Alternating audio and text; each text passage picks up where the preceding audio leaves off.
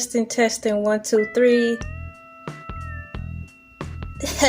Testing, 1, 2, 3. Hey, what's up? It's me, Elay, pronounced like LA, like the city. I'm not from there, but I'm breezy though. Today is March 1st.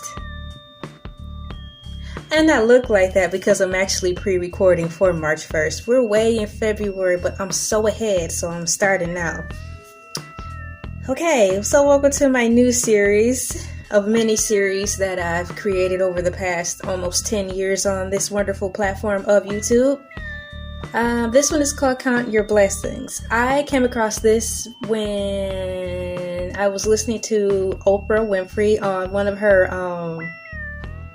master classes. Bring, ding, ding, ding, ding, ding, ding, master class. So she was talking about a book that she found, I believe, or a speech that she heard in regards to just being grateful or beginning to be thankful and or counting your blessings so you can get through and to the other side. Because apparently what I'm gathering based upon what she said is that in order to start somewhere on the path of dreaming big, you have to begin somewhere, and that somewhere is in the mind, and in the mind meaning to count the things that you're grateful for even when you are in an environment or surroundings where you don't like. Now, I had to piggyback through my notes because this was about 2 months ago when I was listening to her masterclass speech. I was listening to her while I was actually working on YouTube projects. I think the project I probably was working on while listening to her was, think back, wow, this seems like December, guys, late December.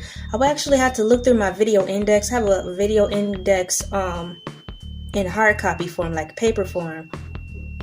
So I would have to look back through there and see what I was doing in December. You know what? I think I was actually working on the Congratulations on Black series.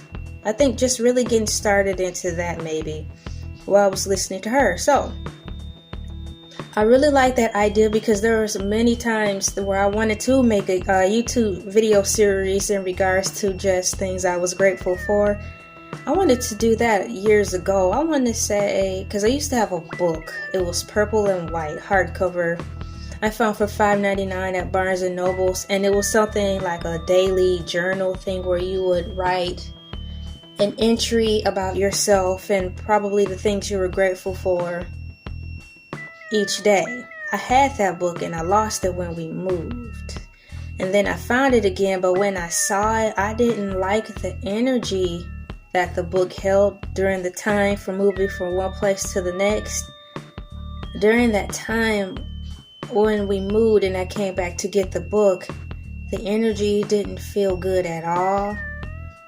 But now that I'm thinking about it, I am thankful for that moment that I'm talking to you about, and because coming back to an old book / books that I left behind in my previous apartment had a different feel to it, and it reflected to me just how bad off I was, because the energy felt unstable. Although the life I lived presented to be stable, rightfully so, because I was doing my work to keep everything together. But the inside, it was more of an inside feeling for my personal being, my personal want, where I wanted to be. So I can say I am thankful for being reminded to want to talk about this based upon the video I heard from Oprah and being led to that book, I think in like 2008. And honestly never really getting a chance to use it, but carrying it around. I'm realizing now that sometimes when you are led to a book, it may not be necessarily for you to read it, but the cover and title alone can give you enough to get you right on course to where you need to be. The power of writing. Isn't that crazy? The power of writing a book. The presentation of the artwork is key, because I really didn't crack that book open. I did 1 or 2 exercises through the many years I had it, the few years I had it, with the intentions of sitting down, doing a day-by-day video blog with you guys and with myself. But just the cover alone and the title alone And the presentation and the way the book was put together was enough to set me straight. So I will make it my business to find that book and at least put a digital picture of what it was down there. But the book, coming back to that book, showed me in a place of energy where I was in, and it was true, because I was transitioning from one energy willfully to the next to improve myself, my well-being. So that's why it was unstable. It wasn't because I was split-minded or double-minded. It was simply because I was right at that pivotal point where pivotal. Sound like gas or something. Pivotal gas.com. Pivotal point in my life where I actually did make a decision to go left instead of right. And that was that. But you can't have objects in your house that hold both energies, because it can make or break you, but this time it can really break you. So I just left it behind like the rapture. I cross my fingers sometimes. I hope that some of the people I don't like get left behind in the rapture while I float up to the sky, laughing, pointing down, saying, ha ha ha. Sorry, Lord.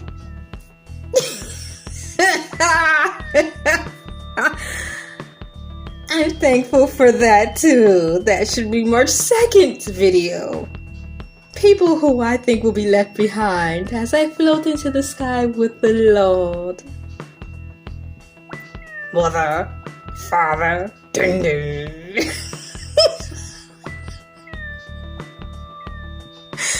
Oh boy.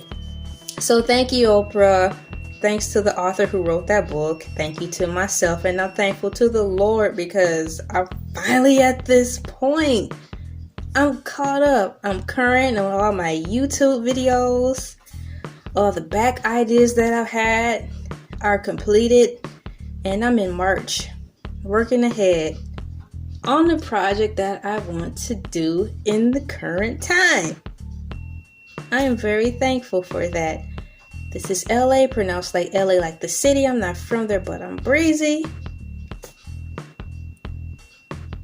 I live in Georgia, and I love it here. See you tomorrow, March 2nd. I think that's a Tuesday. Taco Tuesday!